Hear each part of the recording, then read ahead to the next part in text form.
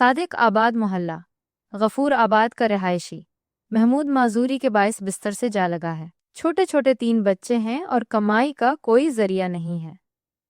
घर में फाके चल रहे हैं। महमूद अपने घर का वाहिद कफील है और मजदूरी करता था। दौरान काम गिरने की वजह से रीढ़ की हड्डी मुतासिर हो गई है। सारी जमा पूंजी इलाज में लग गई। घर में खाने फाके हैं। छोटे छोटे बच्चे हैं जो भूख और इफलास के साथ साथ माजूर वालिद को देखकर बहुत परेशान हैं। महमूद ने मुखैर हजरात से ताआवुन की अपील की है।